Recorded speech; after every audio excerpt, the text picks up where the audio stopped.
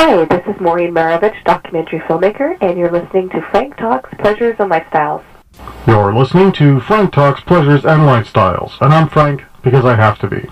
In studio today we have Maureen Marovitch, a documentary filmmaker, and we're going to be talking about the polyamorous lifestyle, as well as a documentary that she and her partner David were a part of. Welcome to studio, Maureen. Well, thank you very much. All right, let's start off with where you were born and different elements in your life that led you to become a documentary filmmaker. Well, okay. No, I was born in Montreal, and the path to documentary filmmaking was not that circuitous. I started studying graphic design and illustration at Dawson College, and just missed doing a lot of the other elements of creating creative. I missed doing writing and photography and video, and so after 2 years I went to communication studies at Concordia and got a chance to put all those elements together, and graduated and spent a couple of years as a cashier and other various jobs trying to figure out how to make what I had learned in school, all the fun and interesting things I had learned about making films, how to put them into practice, and did my first film thereafter with a partner that I'd met. And it just was very fortuitous that it went on to play on Newsworld. It was called Long Shots. It was a documentary with a group of young people who were trying to get out of street life, and they did a video workshop with us where we documented their process, and they made short films. And that film just did really well and won a number of awards, and was just a really great experience for us and for the people involved, and that got it all going. So I actually was planning on being a fiction filmmaker and kind of slipped into documentary and have mostly stayed there. Yeah. And how long did this whole process take from the time that you finished school to the time when you were regularly making films? Well, I don't know if you ever regularly make films. It's kind of an irregular sort of profession, being a documentary filmmaker, because it's not, I guess being any, and maybe most of the arts, it's kind of a challenge. It's sort of somewhere between a business and an art, and it's not it takes a while to raise the funds or to, get projects off the ground.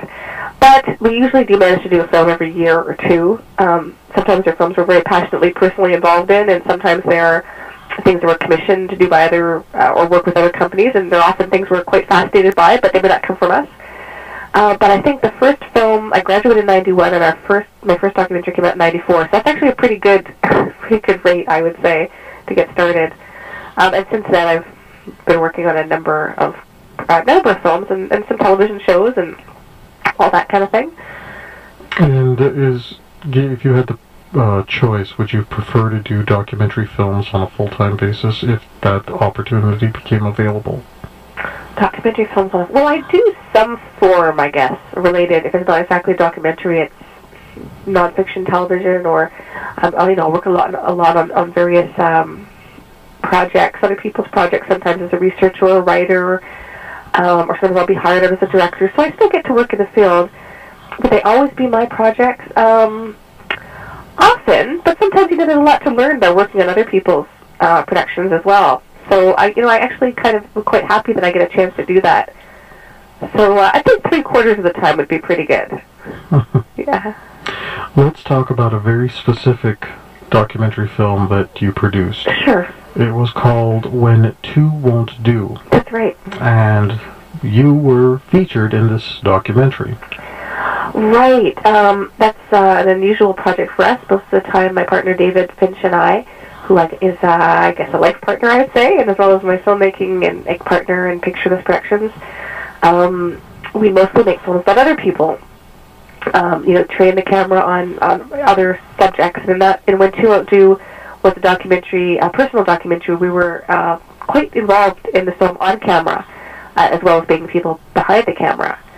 And that film looks at our quest, him being very bent on monogamy, and at the time I was very bent on not doing monogamy, and it was kind of a big conflict in our relationship, as you might imagine.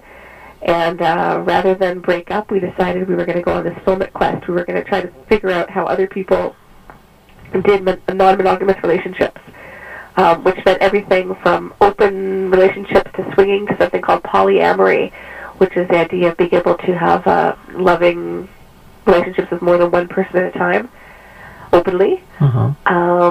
David was very skeptical about the people we're going to meet, and he didn't think many of these lifestyles could work. And if they could, he didn't think they could work for us.